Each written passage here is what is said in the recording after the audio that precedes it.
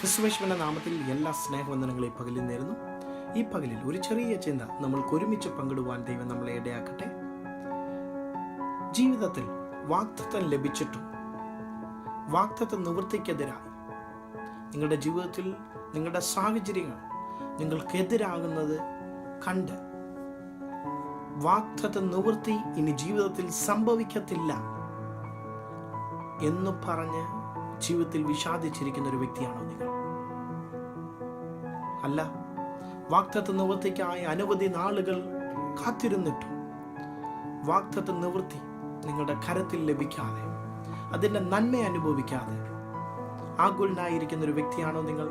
ഈ പകലിൽ ദൈവാത്മാവ് നിങ്ങളോട് സംസാരിക്കുന്നു. ഒരു ഉദാഹരണത്തെ, ഒരു വ്യക്തിത്വത്തെ തിരുവചനത്തിൽ നിന്ന് നിങ്ങളുടെ മുമ്പിൽ വരച്ചു കാട്ടുവാൻ ഞാൻ ദൈവകൃപയിൽ ആശ്രയിക്കുന്നു.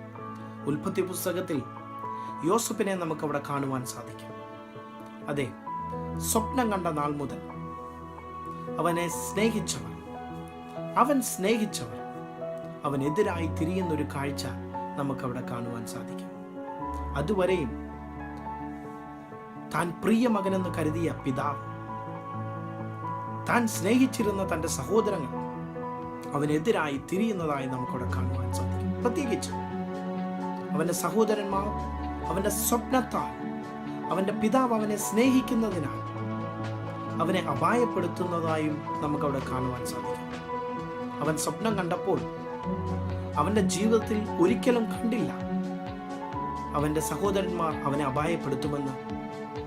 അവന് സ്വപ്നം ലഭിച്ചപ്പോൾ അവൻ ജീവിതത്തിൽ ഒരിക്കലും കരുതിയില്ല അവൻ അടിമ കച്ചവടക്കാർക്ക് വിൽക്കപ്പെടേണ്ടി വരുമെന്ന്. അവന്റെ സ്വപ്നത്തിൽ അവൻ ഒരിക്കലും പ്രതീക്ഷിച്ചില്ല പൊത്തിബേറിന്റെ ഭാര്യയുടെ ആ പ്രതികൂലങ്ങൾ അവൻ ഏൽക്കേണ്ടി വരുമെന്ന്. അവൻ സ്വപ്നം കണ്ടപ്പോൾ അവന്റെ ജീവിതത്തിൽ ഒരിക്കലും പ്രതീക്ഷിച്ചില്ല അവന്റെ ജീവിതത്തിൽ കാരാഗ്രഹവാസം വന്നു ചേരുമെന്ന്. പക്ഷേ ഈ പ്രതികൂലങ്ങളിലെല്ലാം കടന്നുപോയപ്പോഴും വാഗ്ദത്തം കൊടുത്ത ദൈവത്തിൽ പൂർണ്ണമായി വിശ്വസിക്കുവാൻ, പ്രതികൂലങ്ങളിൽ തളരാതെ ദൈവത്തിൽ പൂർണ്ണമായി ആശ്രയിക്കുവാൻ, അതെ, അവൻ കണ്ട വാഗ്ദത്തത്തെ, അവൻ കണ്ട സ്വപ്നത്തെ മുറുകെ പിടിക്കുവാൻ, അതെ, ശുഭാപ്തി വിശ്വാസമുള്ളവനായി മുന്നോട്ട് പോകുവാൻ ഒരു യോസഫിന് കഴിഞ്ഞതുകൊണ്ട് അവന്റെ ജീവിതത്തിൽ, അതെ, ദൈവം കാണിച്ച സ്വപ്നത്തിന്റെ നിവൃത്തി അവന്റെ ജീവിതത്തിൽ ലഭിക്കുവാനിടയായിട്ടുണ്ട്. അങ്ങനെയെങ്കിൽ ഈ പകലിൽ ഈ വചനം ശ്രവിക്കുന്ന എൻ്റെ പ്രിയ സഹോദരങ്ങളെ, ജീവിതത്തിൽ അനവധി വാഗ്ദത്തങ്ങൾ ലഭിച്ചിട്ടും എൻ്റെ കാതുകൊണ്ട് കേട്ടത്, എൻ്റെ കണ്ണുകൊണ്ട് എന്ന് കാണുമെന്ന് കരുതി ജീവിതത്തിൽ ഓരോ ദിവസങ്ങളും തള്ളി നീക്കും തോറും ഓരോ പ്രതികൂലങ്ങൾ പുതിയതായി ഉടലെടുക്കുന്നതല്ലാതെ എനിക്കെന്ന് വാഗ്ദത്ത നിവൃത്തി പ്രാപിക്കാൻ കഴിയും എന്ന് കരുതി പലവട്ടം ദൈവത്തോട് ചോദ്യം ചോദിച്ച വ്യക്തിയെ ഈ പകലിൽ ദൈവാത്മാവ് നിന്നോട് സംസാരിക്കുന്നു.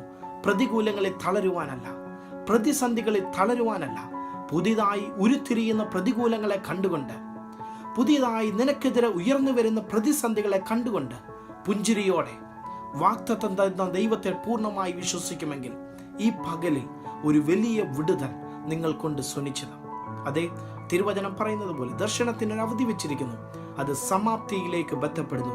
അങ്ങനെയെങ്കിൽ അതെ, നിന്റെ വാഗ്ദത്ത നിവൃത്തിയുടെ നാളുകൾ ഇത് അടുത്തെത്തിയിരിക്കുന്നു. ഈ പകലിൽ തളരാതെ, പതറാതെ വാഗ്ദത്തം പറഞ്ഞ ദൈവത്തെ പൂർണ്ണമായി വിശ്വസിക്കുവാൻ നിങ്ങളെ ആഹ്വാനം ചെയ്യുന്നു. എല്ലാ അനുഗ്രഹാശംസകളും നിങ്ങൾക്ക് നേരുന്നു. ദൈവം നിങ്ങളെ ധാരാളം അനുഗ്രഹിക്കുമാറാകട്ടെ.